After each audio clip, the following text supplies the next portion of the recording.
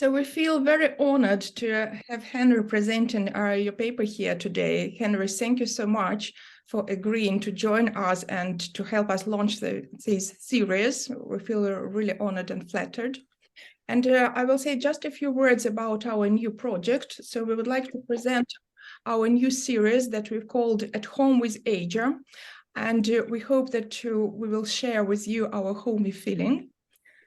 And we have two purposes in mind, that on the one hand, the purpose of our series is to learn from great analysts and to be able to listen ideas of other speakers all across the world.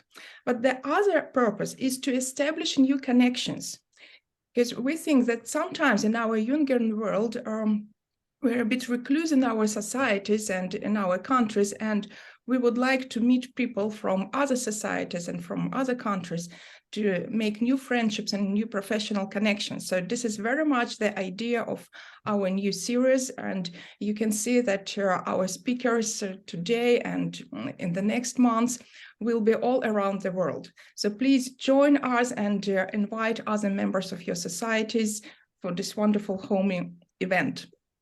We're going to call it like that. Stephen, now over to you. Well, Julia and I really had this idea that we wanted AJA, which is a fairly medium to small sized organization with that we love very much, but we felt it's not, we need to make more connections around the world. I suppose we had an extrovert moment in Buenos Aires.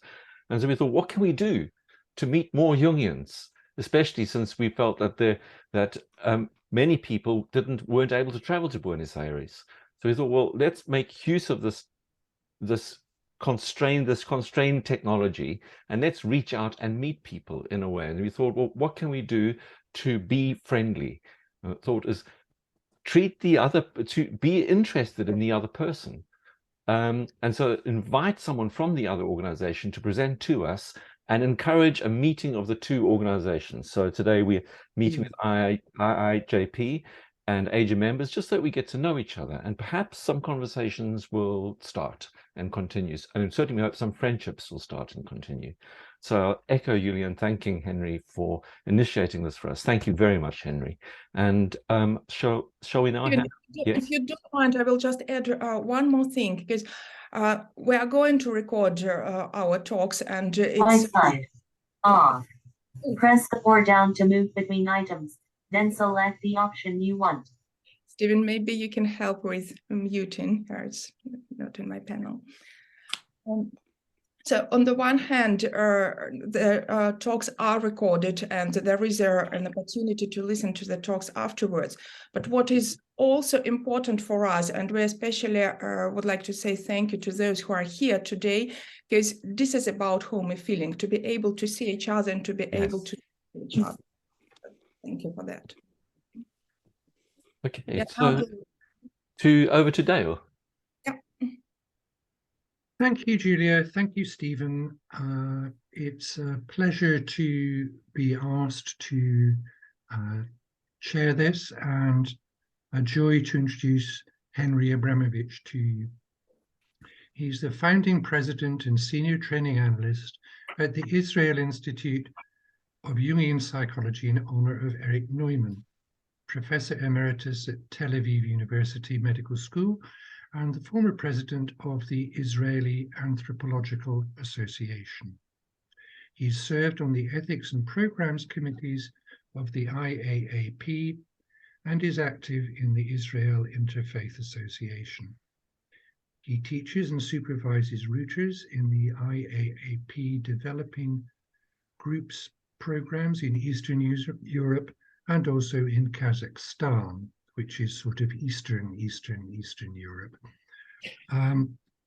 He is the author of several books and many papers, amongst which are The First Father, Brothers and Sisters, Myths and Reality, Why Odysseus Came Home as a Stranger and Other Puzzling Moments in the Life of Great Individuals, and with Murray Stein, a play, The Analyst and the Rabbi.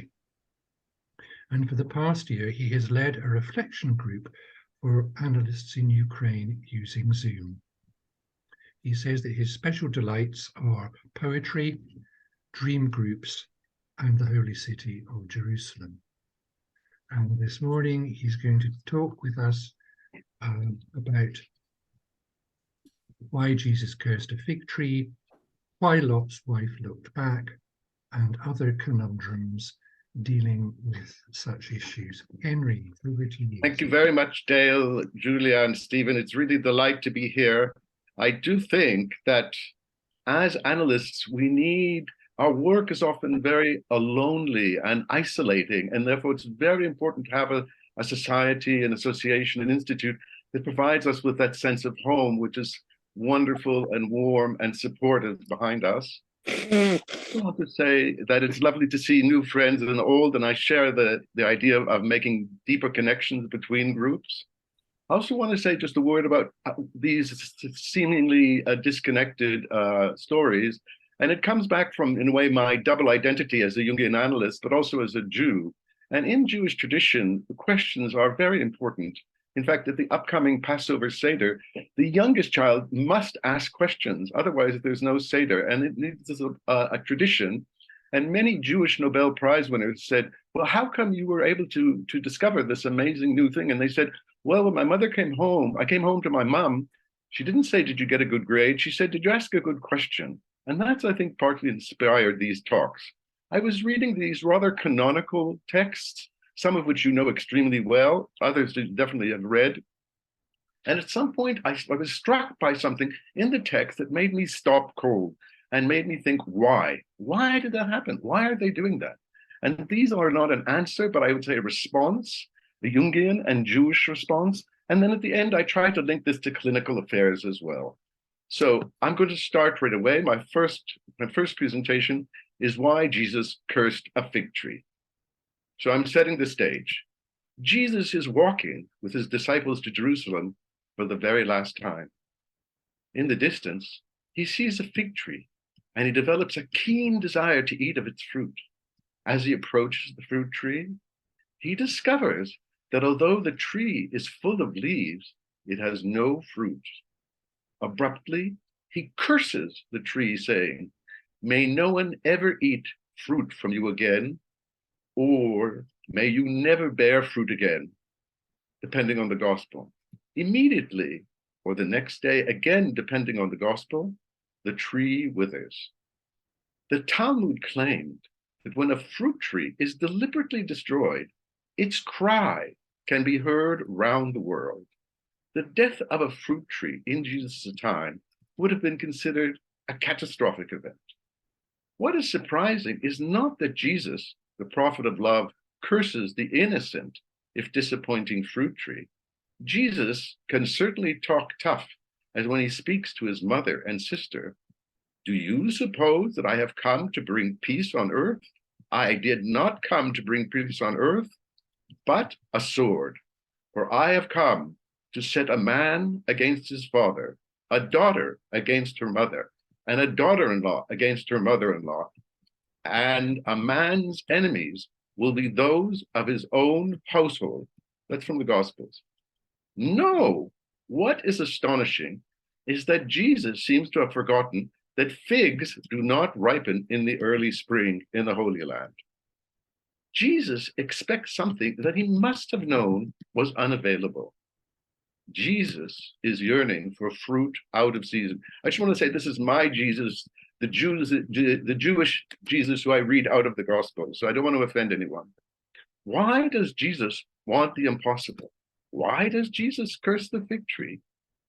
Perhaps, in one sense, we all want the impossible, to have our desires filled immediately and unconditionally, to have people know what we want without having to ask for it, to feel omnipotent and have the power to get exactly what we want, exactly when we want it.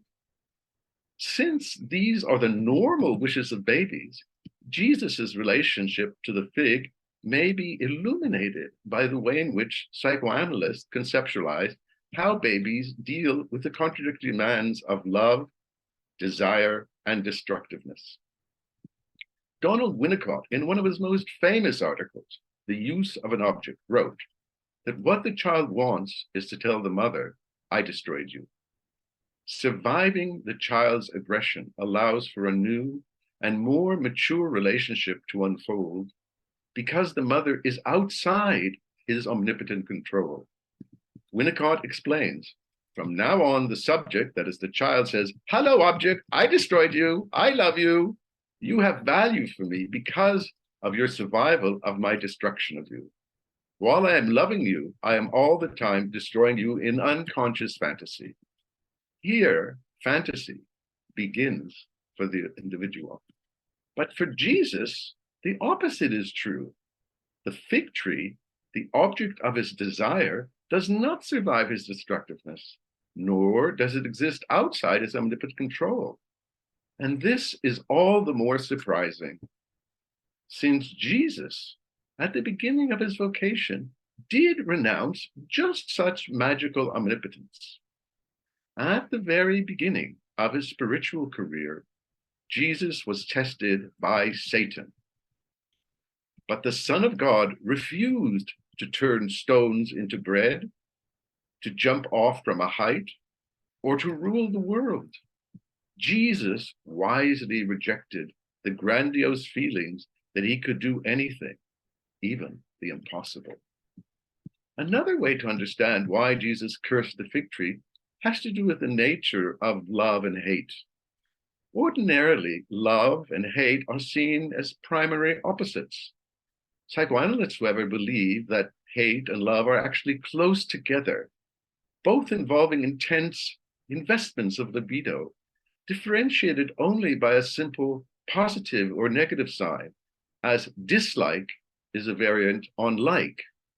Indeed, the word may mean the thing as the opposite, as in the book of Job, when the Hebrew word means both to bless God and curse God. It also explains why a hateful quarrel may end in a loving embrace, as hate turns back into love. Indifference is another kind of opposite of love in which the emotional meter is set to zero. One of Jung's most brilliant insights, which you all know, is his claim that the true opposite of love is neither hate nor indifference, but power. And this is Jung in translation. When love rules, there is no will to power. And where power predominates, there love is lacking.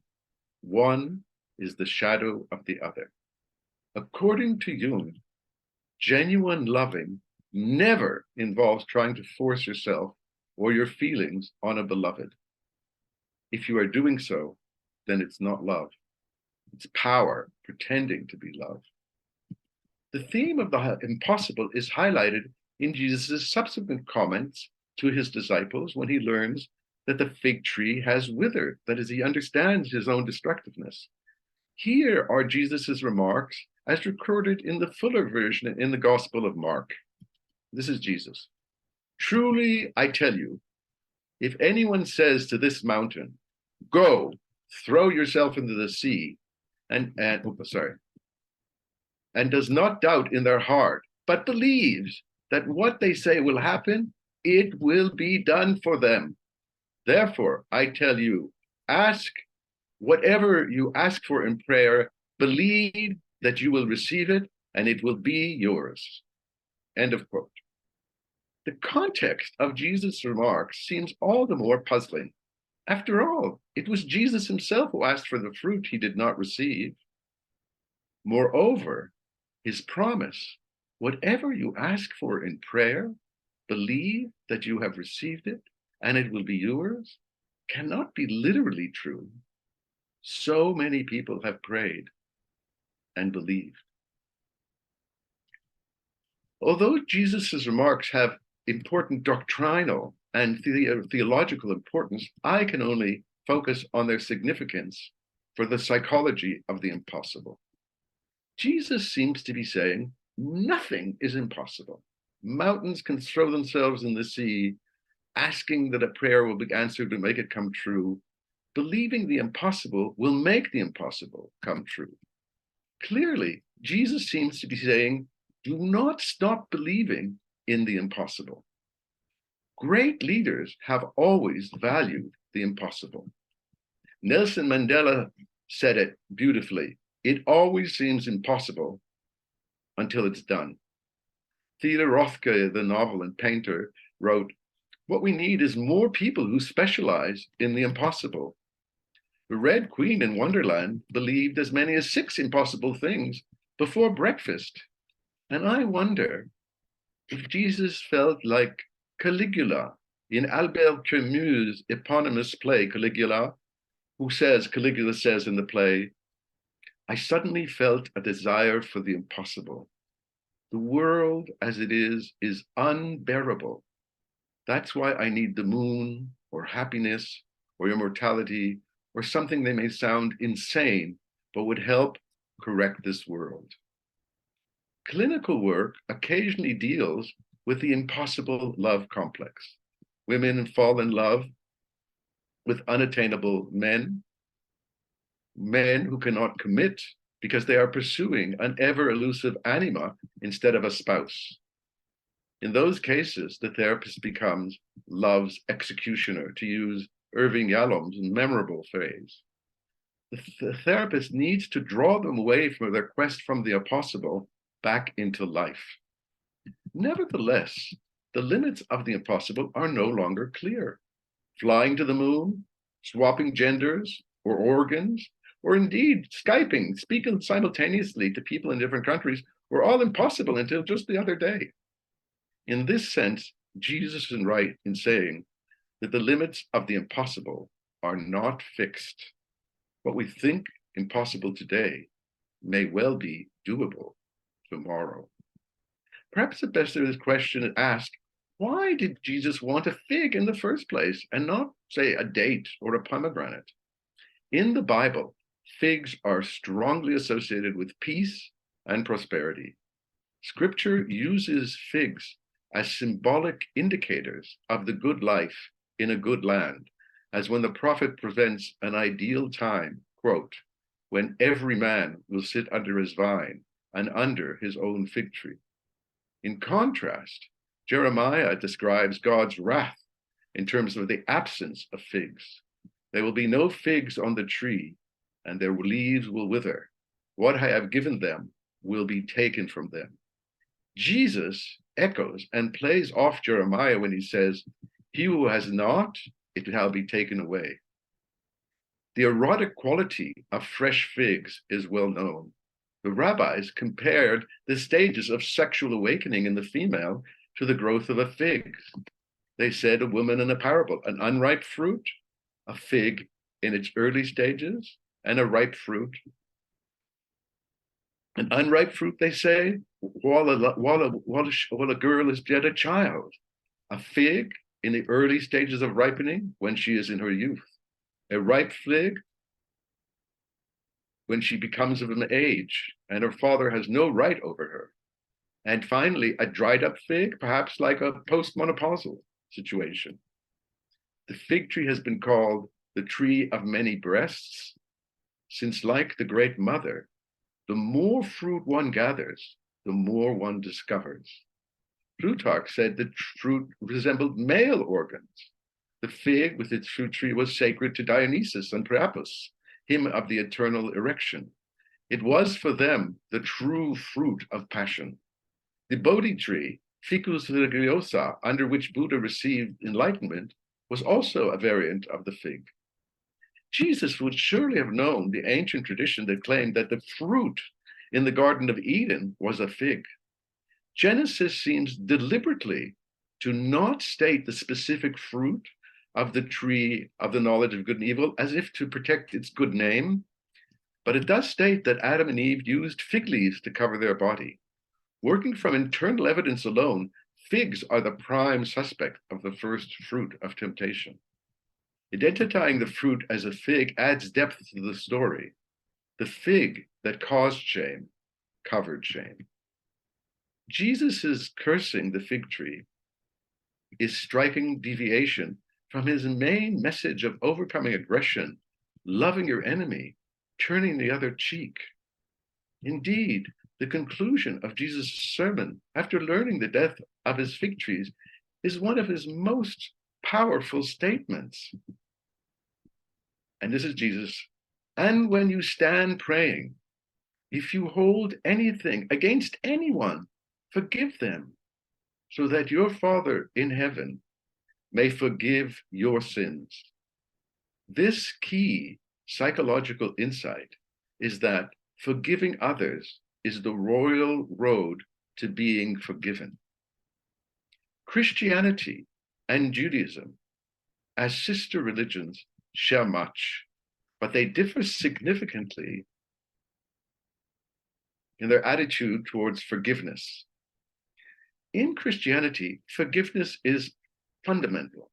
You cannot be a believer without acknowledging the necessity and power of forgiveness. But the process of forgiveness is essentially an internal one. I recall an interview with a Black South African mother, one of these big mamas, whose son was brutally murdered by police in the time of the apartheid. She was asked whether she forgave her son's killer. Immediately, without a doubt, she says, "Oh, of course I forgive him. Otherwise, how will Jesus forgive my sins?" The bereft mother never came face to face with her son's murderer, yet she can forgive him, since the sight of forgiveness is in the mother's soul. In Judaism, such internal forgiveness does not exist. A person must sincerely regret his actions, but that is not enough. They must come to the person who they hurt and then ask for forgiveness. And even then, there is no religious obligation to forgive. For Jews, the space of forgiveness is not internal, but in the interpersonal, in the in-between, to use Buber's phrase. Indeed, Hebrew tradition makes a stark distinction between two sorts of sins: those between a person and his fellow, or to use the Hebrew phrase, Adam v'chavero, Adam and his friend, or between a person and the divine, which Jews in this context call hamakom, literally the place. The Day of Atonement deals only and exclusively with violations of the man commandments. It cannot help with sins against other people. Sins against fellow human beings cannot be forgiven, even by God himself. In my clinical work, as I'm sure you do, I meet decent people with hypercritical, hateful feelings toward themselves. The conventional wisdom is that these ever-present feelings are introjections of a mother or father's unloving emotional attitude toward them at critical periods in their childhood. A child in that situation is faced with a question: who is to blame? A young child thinks only in either-or style of splitting. Either it's my parents' fault or it's my fault. If it's the parents' fault, then the child is doomed. The child is trapped forever in a loveless situation. But if it's the child's own fault, then perhaps if they become a better, more perfect child, then perhaps, just perhaps, the love from the parent may be restored. Developing a punishing superego is a wise choice, but it comes with an enormous inner price. Unlike most people, they treat others much better than they treat themselves. They dare not love their neighbors like themselves. Instead, they treat their neighbors much better. They are unable to forgive or feel compassion toward themselves. The anger they could not feel towards the all-powerful parent is turned back inside them. Forgiveness is not only the concern of religions, but something central, I believe, to the therapeutic process.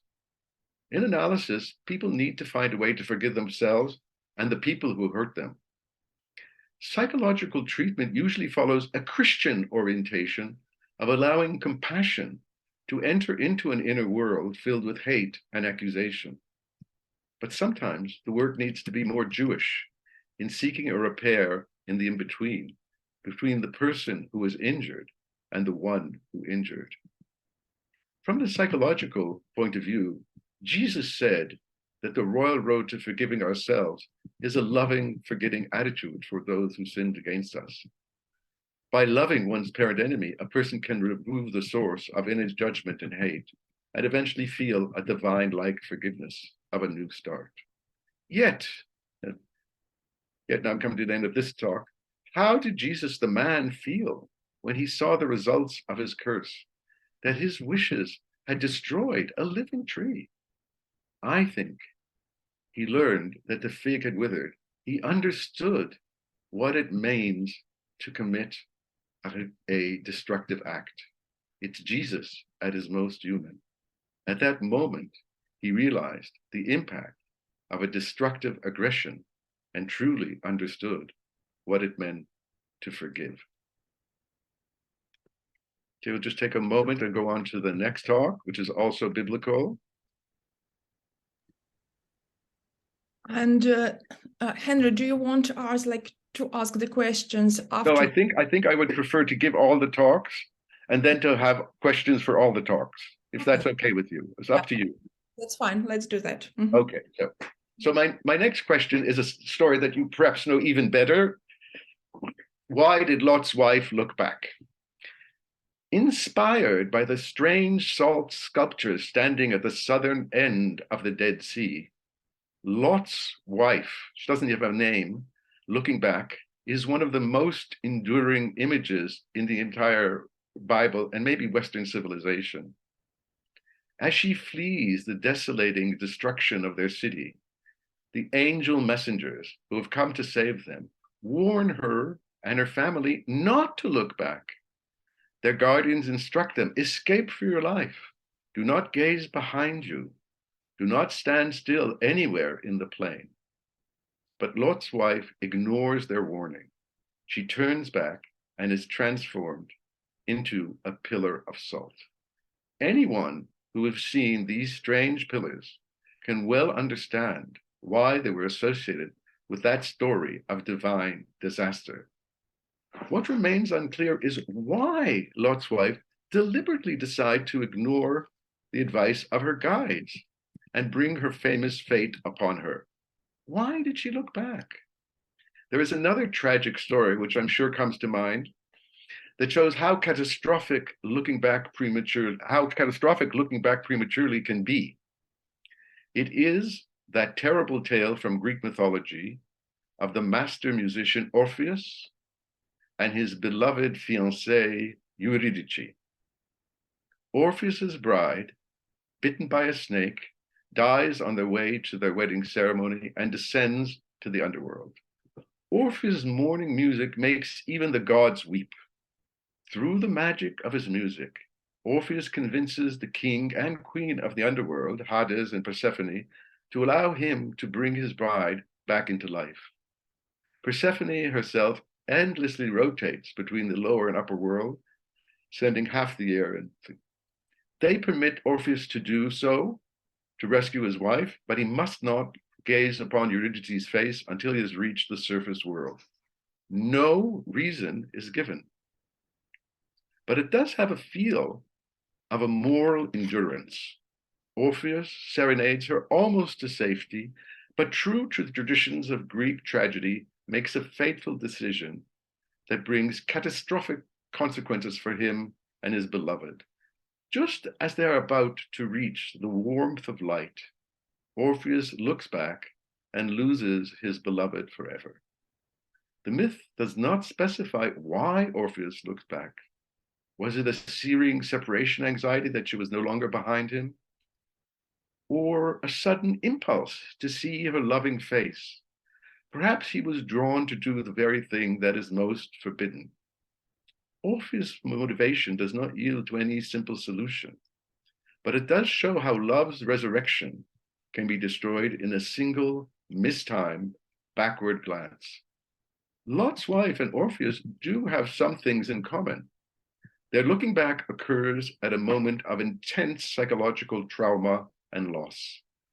Within the destruction of the cities of the plain, Lot's family represents a psychological panorama of how people respond to trauma.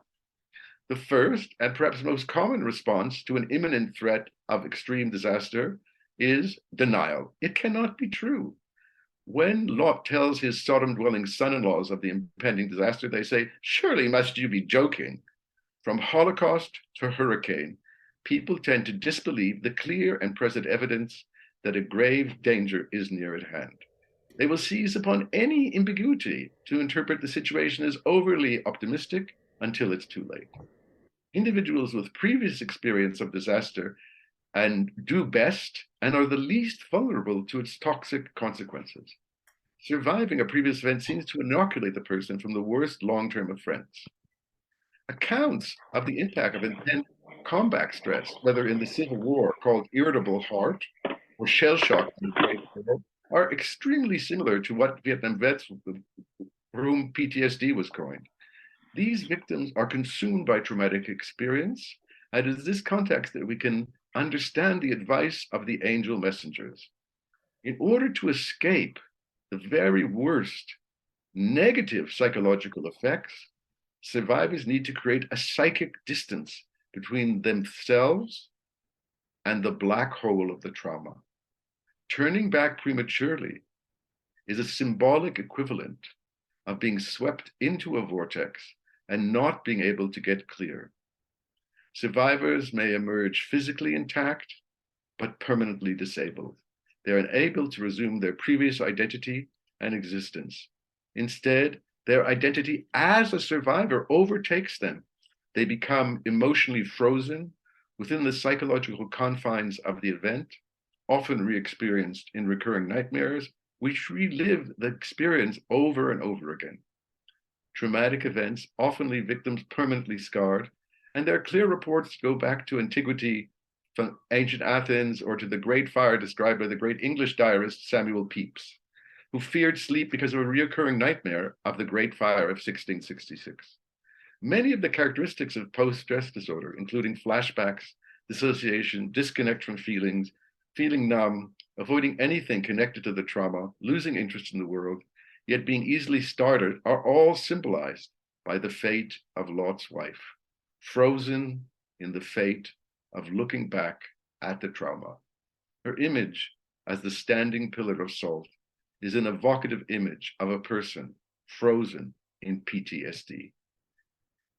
If Lot's wife personifies the acute, frozen, numbing PTSD disorder, then her husband exemplifies a more insidious chronic variant. He has come to Sodom as an economic migrant where he married and raised 4 daughters. When the messenger angels come, Lot rises to greet them, bowing low to the ground. Over their protests, he convinced them to come to his house for hospitality. Like Abraham, Lot is someone who knows how to honor guests. Just after they've eaten, but before sleep, all the men of Sodom, the town, come to Lot's door and demand to know, in the biblical sense. Know is usually has, not always, but usually has sexual meaning, as when Adam knew his wife. The Sodomites, true to their name, are planning a ganged homosexual rape. That is, they want to rape the angels. In the Middle East, hospitality is a sacred trust, and one defends one's guests with one's life. Lot, however, does not. Instead, and I don't know if you've read this remember this from your Bible study, Lot does something so strange that it defies paternal imagination. He offers his 2 younger virgin daughters to be gang raped instead. His offer is bizarre, even by biblical standards, and undoubtedly plays a role in how these daughters behave later in the story. What Lot's offer reveals is the profound patriarchy of society. A father had absolute control of his daughters and their sexuality. Similarly, when Lot warns the rest of his family, he consults only with his son-in-laws and does not even speak to his own married daughters. The messengers save Lot by striking the mob with dazzling light, a truly ironic image given their moral blindness. They pull Lot inside to safety and shut the door. They warn Lot of the impending disaster. As messengers urge him to escape to the safety of the hill country, Lot pleads weakness and recalling his ancestor, the first biblical PTSD survivor, Noah, who after having the flood was the first person to plant vineyards, make wine, and become an alcoholic. His nakedness is exposed by his youngest son while he was in a stupor. And indeed, we know PTSD and alcoholism go hand in hand. Alcohol becomes a way of trying to forget, or rather blot out, the memory of what cannot be forgotten. The last act of Lot's drama is the most remarkable of all. Disasters rarely cause severe breakdowns of moral order. More often, catastrophe brings people together within a community of solidarity, of having gone through something special together. Lot's two youngest daughters display such disaster solidarity. They believe they are the sole human survivors of a nuclear-like Holocaust, and that humankind itself is in danger of extinction. As a result, they make an audacious plan. They will make their father drunk until he passes out. Then, each in turn will lie with him to keep seed alive by our father. In terms of survivor psychology, these sisters form an outrageous survivor mission that defies a universal taboo. They work together, the elder leading and guiding her younger sister, who is nevertheless a full partner. The contrast with the better-known sisters, Rachel and Leah, who experience a bitter sexual competition and reproductive envy, is striking, even painful. Within the biblical worldview, the contrast between these sisters becoming mothers and the product of their paternal incest is remarkable. These sisters were considered the founding matriarchs of the neighbors and traditional enemies of the Hebrew nation, the Moabites and Ammonites, who live in what is today the Hashemite kingdom of Jordan. Their names are referred to mockingly as a mythic Istuasinoring, Moab, given a folk etymology from the father. Yet these sisters remain among the greatest heroines in all of Scripture, reflecting the idea that catastrophe sometimes brings out the best in us. There is one more survivor who must be considered, and he is Abraham. Abraham was warned in advance about the impending disaster. In his extraordinary debate with the divine, he argued there must be 50, 45, 30, at least 10 good men for whom the city must be saved. When the dialogue had ceased, Abraham must have thought that it convinced him to stop for the sake of those 10 good and just men. But the next day, when Abraham awoke, he looked down and saw the dense smoke going up like the dense smoke billowing out of a potter's kiln. In contrast to Lot's wife, who was physically too close, Abraham saw what happened with a true psychic perspective. On the one hand, Abraham must have felt a deep feeling of failure, that he failed to prevent the catastrophe. Abraham must have known how naive he had been concerning the pervasiveness of evil. He learned the bitter principle that evil flourishes when good men step aside. On the other hand, seeing the terrifying power of divine vengeance made Abraham too into a survivor, but one who has survived for a reason, and so carries the intense imprint of a survivor mission. This survivor mission is now passed from generation to generation, and Abraham is charged to teach his children, his children's children, and ever after, the ethical imperative to do what is right and just. His descendants, in turn, inherit this survivor mission. If they abandon the moral imperative of their great ancestor, they too may suffer the annihilating fate of Sodom. And throughout the Bible, Sodom remains an image of ultimate horror, a desolation forever to those who do evil and abandon the way. Nevertheless, the question remains, why did Lot's wife turn back when her husband and her daughters did not? Lot, as Sodomites repeatedly emphasize, is a newcomer, a resident alien, one who came to sojourn and wants to play the judge. He had never been accepted as one of us. With Abraham, he has traveled the entire course of the Fertile Crescent. Lot is a man who knows how to reestablish his home again and again. But for his wife, Sodom was the only home she had never known. Leaving home is rarely simple, even when there is a normal developmental process of separating from the parental nest as one goes off to college or here in Israel to the army. Yet for Lot's wife, It is an unwanted separation from origin, identity, and security. Becoming a refugee inevitably involves an ambivalent process of mourning. Mourning first involves accepting the reality of the loss. Eventually, emotional energy lodged in the dead can be withdrawn and reabsorbed and reejected. A spouse dies. At first, one feels lost, aimless, yearning. Life seems pointless without them. Freud wisely understood that a person in the acme of grief resembles patients or depressed. Generally, the psyche begins to accept the new reality, and the psyche can become reinvigorated with renewed eros and energy. Eventually, even new loving may become possible. Likewise, the exile needs to separate from one's own country emotionally in order to invest in the new host country. Exiles and refugees remain with a divided loyalty between home country and their adopted one. They must find a way to live with the tension between the two. The danger is that one may be stuck, fixated in a state of nostalgia, and not have any free energy to invest in current reality. I believe that was the case for Lot's wife. She could not emotionally detach from her homeland and contemplate a life outside it. This is the metaphorical existence of migrants, exiles, and refugees who live physically in their host country, but are essentially pining for their now idealized homeland.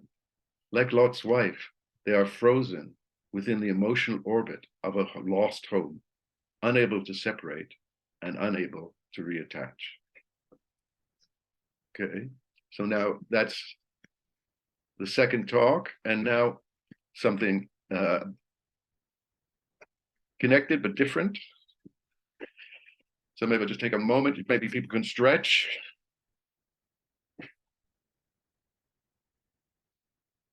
Okay, this is a text that you may be somewhat less familiar with. It's the Mahabharata and the Bhagavad Gita from the great Indian epic, but for those who aren't familiar with it, I explain the parts that we need to know for this. So this talk is called Why Arjuna Refused to Fight. The opening scene of the Bhagavad Gita warms the heart in the pacifist of all of us. Arjuna, the world's greatest fighter, has assembled a coalition of armies to fight what will be the very first world war. His cause is just. His evil neighbors have stolen the kingdom from him and his neighbors. Despite all their gracious attempts at compromise and mediation, Arjuna and his brothers have been shut out, ridiculed, and humiliated. There appears to be no other way to gain their rightful place except through force of arms. Both sides have enlisted allies and are about to meet for the decisive clash at the crucial battle near modern Delhi. Everything is ready for battle. Everyone is waiting for Arjuna to give the signal to attack, which is to blow on a conch shell. Arjuna, at the last minute, asks his charioteer, who is no other than Lord Krishna himself, to drive to the open ground between the two armies. He wants to get a better look at who he's about to fight and kill. Then something unpredicted happens. Looking at the other sides, he sees his cousins, his friends, his kinsmen, his teacher. Arjuna's heart melts. His tongue becomes dry. His arms flail. A shudder runs through his whole body. His famous bow, Gandiva, slips from his hand. He becomes feverish, his skin parched. His life seems to swim and become faint. He can hardly stand. No wonder the opening section of the Gita is called the Book of the Distress of Arjuna. He turns to Krishna and says, "How can I shed our common blood?" And he goes on to say, "Nothing good can come from the impending mutual slaughter. Shall I kill my brothers, my father-in-laws, my son-in-laws, my elders, my friends, even though they want to kill me?" He continues in this vein, "If they be guilty, we shall grow guilty by their death. Their sin will light on us. What peace can come from that?" He considers the impact of destruction on their home, their womenfolk, their ancestors. Sick at heart, Arjuna drops his weapon and slumps down into his chariot seat. Instead of leading the charge, he refuses to fight. The Bhagavad Gita, or Lord's Song, has been called the single most important text in Hinduism and is a vital synopsis of the religious thought of India. My concern today is not with Indian mysticism, but with Arjuna's great refusal, to borrow a term from Dante. He is the first truly conscientious objector. At the crucial moment, he recognized the essential humanity of his enemies. His passion is not of some youth afraid of blood and guts, nor what of wavering in the justice of his cause. This is the volte-face of the field marshal himself. If Krishna had not forced him back into his karmic caste duty, he would surely be the patron saint of war rejectors. The text presents Arjuna's decision as an impulsive overflow of compassion, surprising above all to himself. And again, no reason is given. Arjuna's feelings and decision seem so out of character that one feels compelled to ask, why did he refuse to fight? I believe the roots of this melting of a warrior's iron resolve lie in a previous and most peculiar episode in the life of Arjuna. Maybe I'll just say, as a kind of punishment, the brothers have to go in hiding for an entire year so that even the gods cannot recognize them. So, and they go to the kingdom of Virata. Inside the kingdom of Virata, each brother embraces his shadow identity, claiming to be a close companion of themselves. Shadow, we usually think, is the dark, instinctual side of the personality that we least want to recognize, like Dr. Jekyll and Mr. Hyde. But sometimes the shadow may compensate in a positive way and become a light shadow containing positive parts of the personality. Arjuna's change is the most dramatic.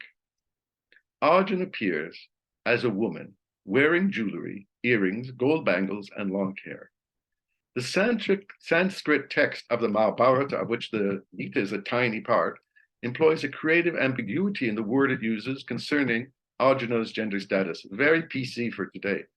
It's not clear whether the new dancing master is a woman, a eunuch, a transvestite, a true transsexual with a vagina and vest, and it's not unlikely that he was actually a third sex, neither male or female, in India and Pakistan called Hijra, who are now given official status, who sometimes lie between men and women. The only thing that is certain that is he's no longer a man, let alone that most masculine of warriors. The king orders an examination, and the women confirm that Arjuna has what it takes to be declared female. He is now hired as a dancing master for the princesses and palace ladies, and he spends a year in the harem. During the disguise, he enters deeply into the experience of the feminine. Now, most men, as we know, encounter their feminine through a projection of an idealized anima on a specific love. When the beloved does not fit his ideal, the gap between the outer and feminine is revealed, and such experience help men to discover their inner feminine, which Jung called, of course, the anima. Alternatively, men encounter the feminine side in dreams, fantasies, products of imagination. For example, a man may dream of an alluring unknown woman, the image of his unknown anima.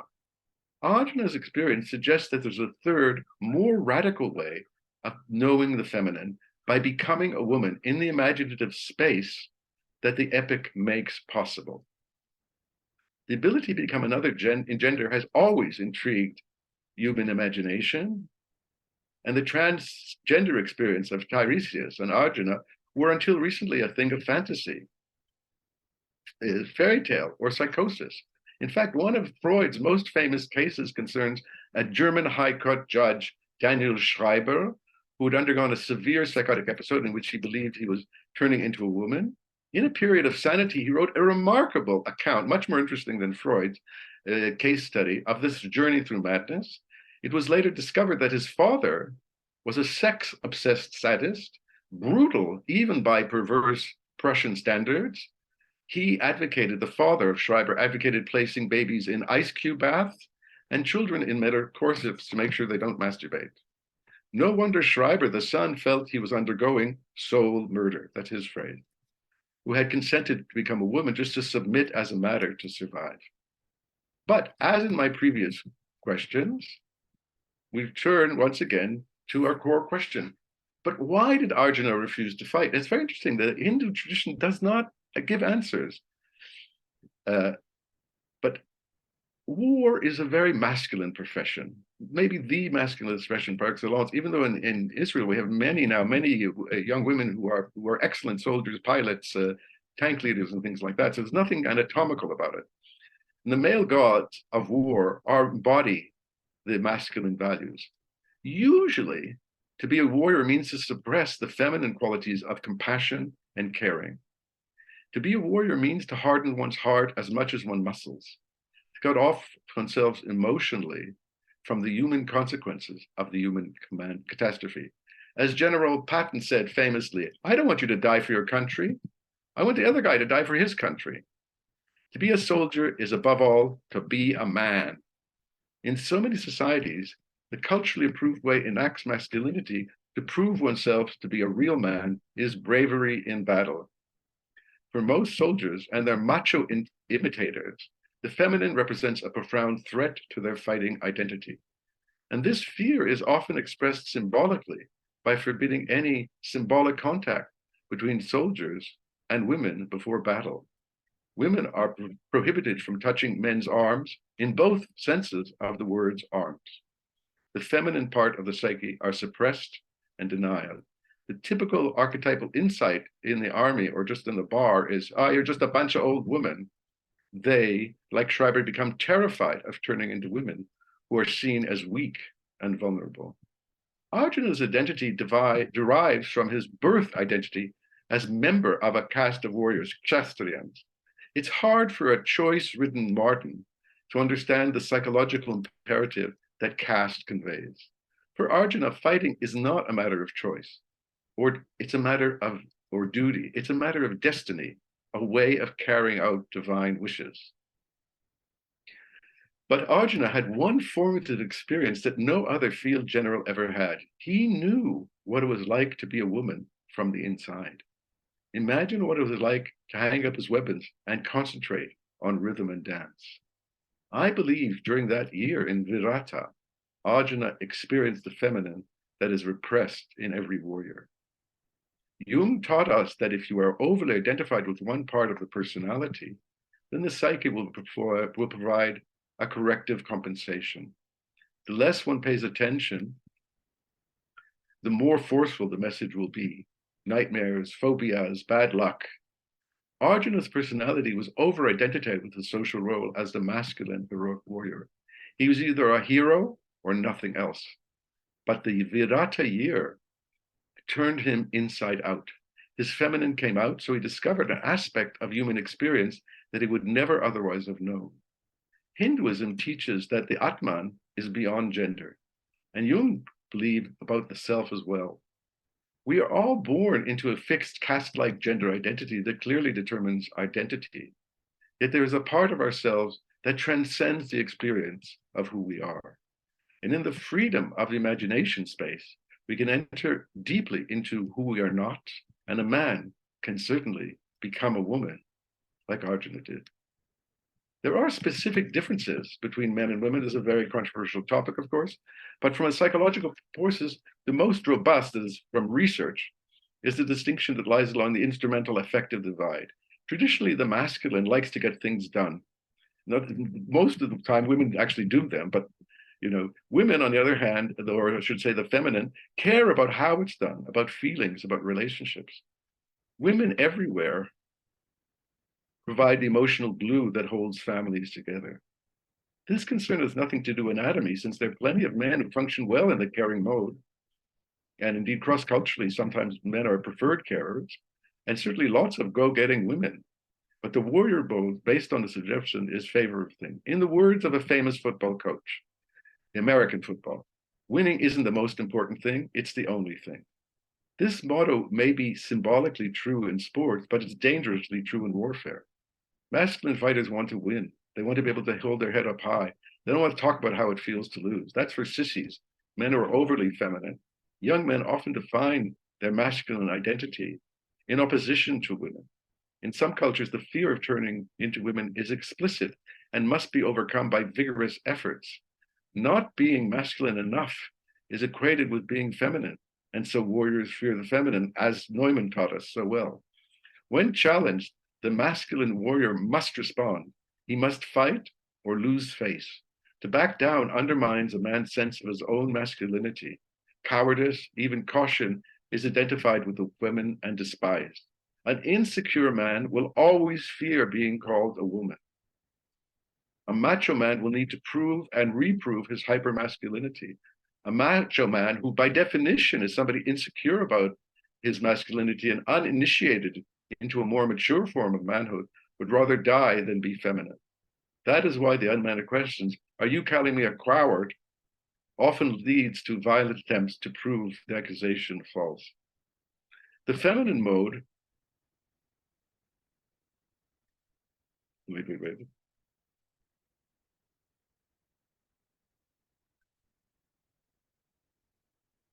Sorry, I just lost my page.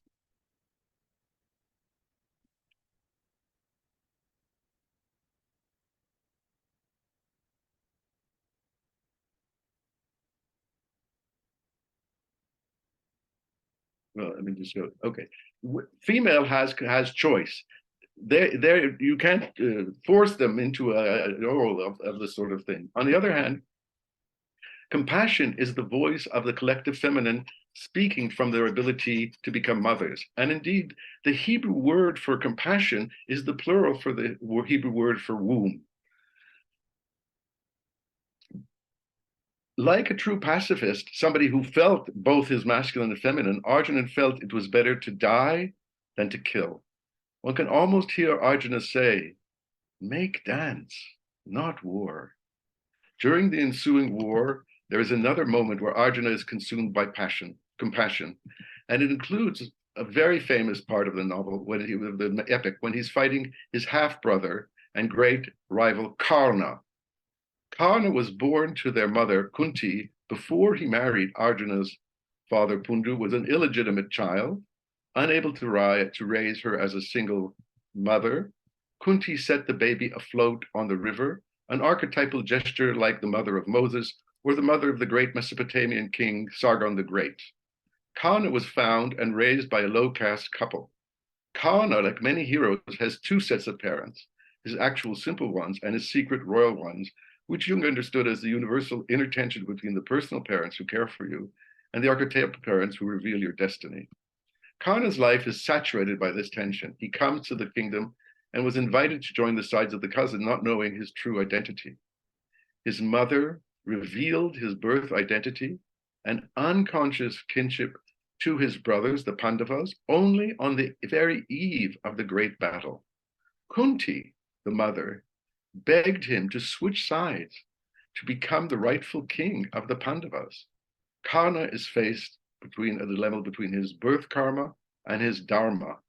He must choose between his birth brothers and his adopted brothers, between who he is now and who he was supposed to be.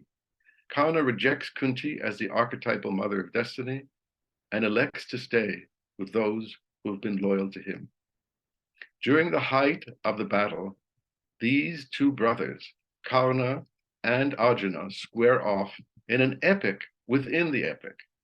At one point in the fighting, Karna's chariot becomes stuck in the mud, and he must change the wheel.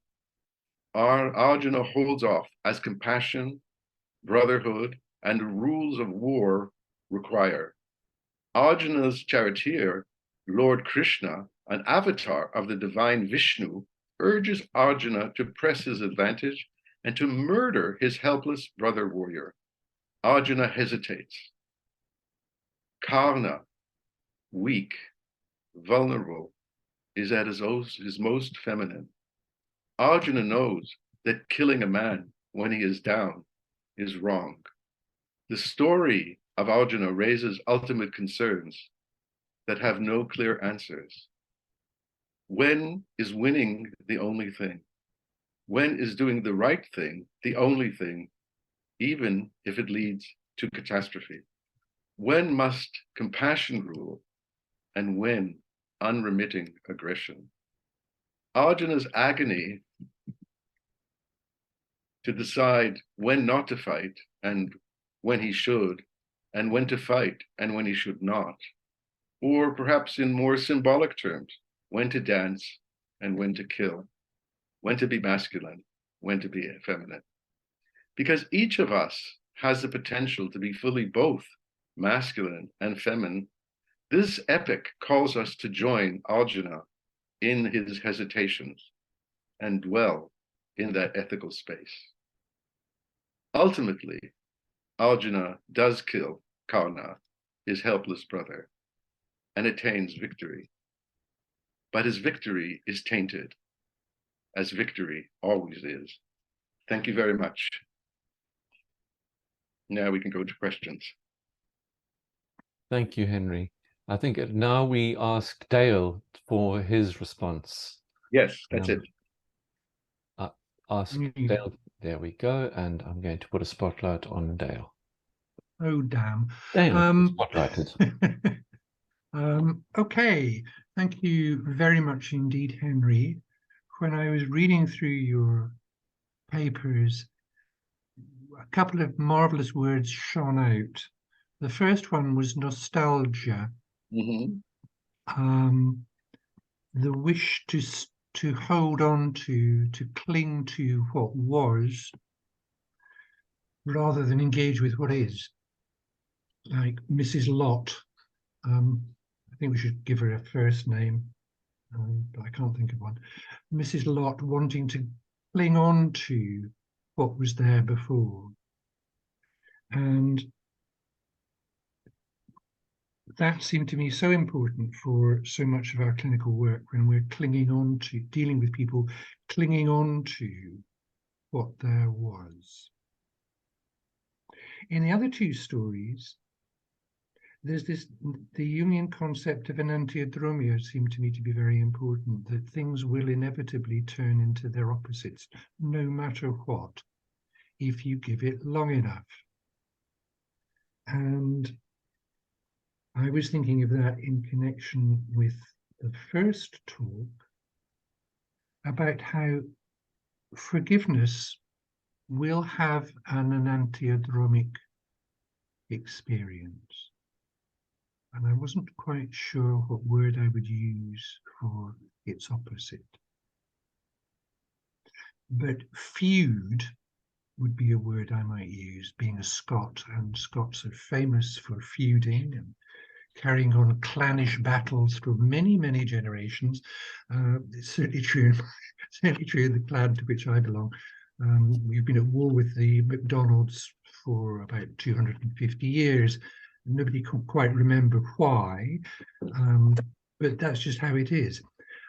So feud as a cultural experience seems to me to be the opposite of forgiveness.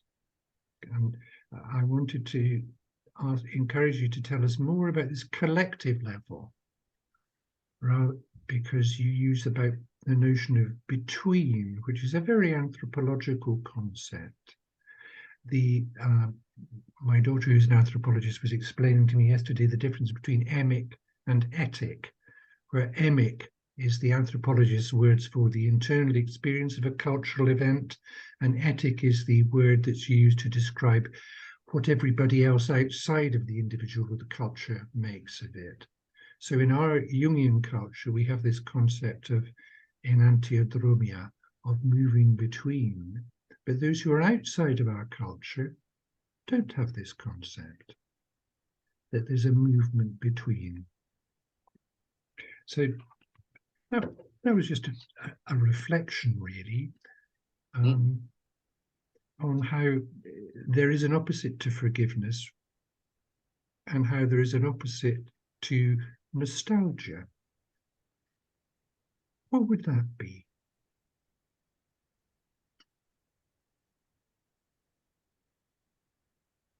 Having home inside you. Ah, great.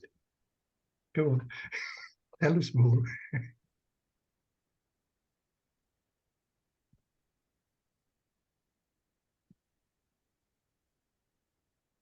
Mhm.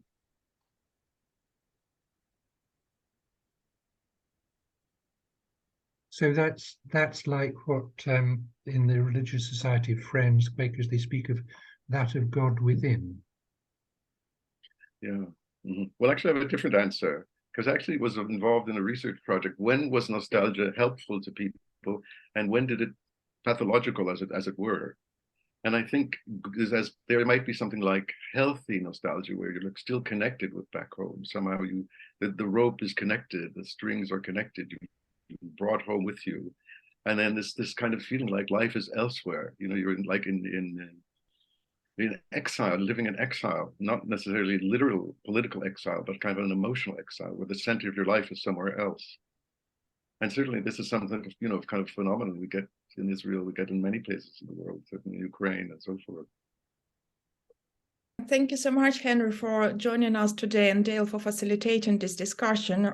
It was very rich, lots of various ideas, and I think it's really a good start for us. Yes. Yes, thank you very much, Henry, and thank you especially to members of other organizations who've attended, and especially from Israel. Really appreciate it. And I hope that the spirit of these meetings continues and that we meet more people around the world. And if our colleagues from Israel would like to join us in April, we have Karen Fleischer from Argentina is joining us to talk about embodied active imagination. I'm sure it's going to be lovely. It was a lovely experience, and I feel we have a little home here in our group. And I also want to give the traditional Passover blessing, which this is maybe a time of freedom for us all.